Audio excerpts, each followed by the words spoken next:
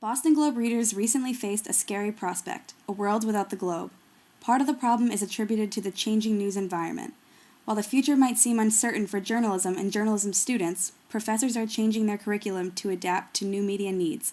Industry insiders and professors shed light on the future of journalism. Stories are taking all kinds of shapes, and that's only going to accelerate. Multimedia, multi-platform, get all kinds of, be able to tell stories in all different platforms. You need to be technologically savvy, but don't get hung up on any one particular technology, because it changes so much. The rapid direction towards new media could leave some professionals and even students in the dust.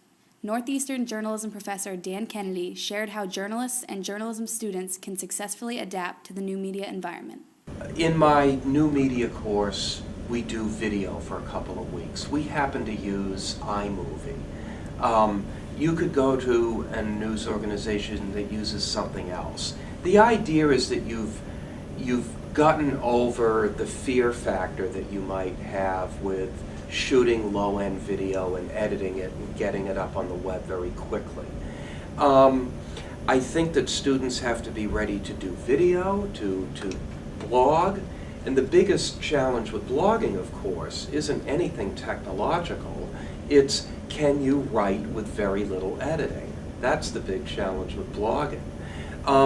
Can you figure out how to interact with the community that your news organization builds around itself, whether it's through comments, Facebook, or whatever?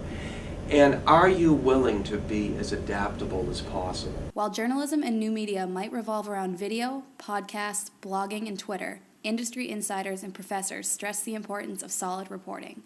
I do think that good journalism will survive, and there will be a good place for it. It is so challenging for young people to learn the basics of research, reporting, interviewing, writing, that my fear is that if I get bogged down in multimedia in that course, then students are not going to learn the basics they need to know in order to move on to what's next. Insiders make it clear that just because print is disappearing doesn't mean reporting the news will disappear. News is moving online. Andres Camano of the Gardner News weighed in on the issue. I think part of the reason why newspapers have had the sudden drop the way it has is a lot of newspapers, I think, have been used to the old way, and they've been stubborn, and they look at the web as an enemy, as taking away circulation. But they have to review the web as it gets their name out there, it gets exposure to the brand, and that's what you need to have for newspapers to survive, even in a reduced form. The thing is, they have to look at the web as their friend. The Christian Science Monitor is one newspaper that has made the transition online. Marshall Ingwerson explained how and why the move worked.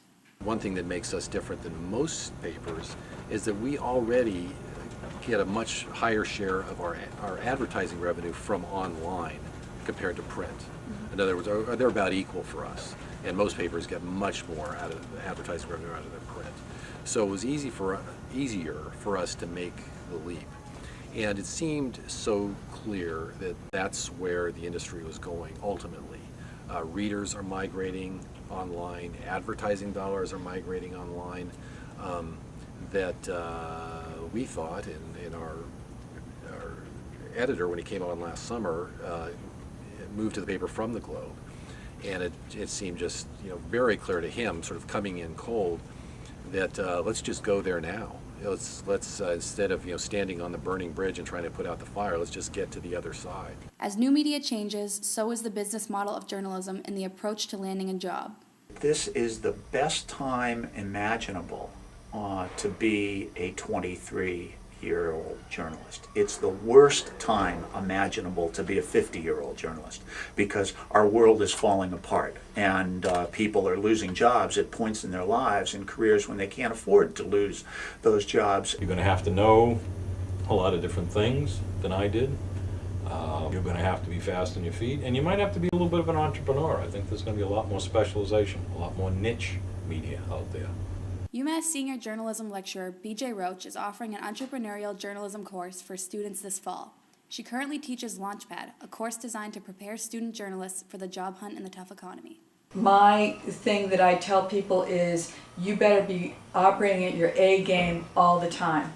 I made people get up and actually introduce themselves and sort of do a little bit of public presentation. Think about how you come off, how you look, sit up straight, you know.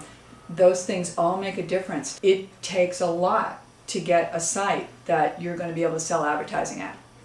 It takes a minimum of 30 to 50,000 unique visitors every day.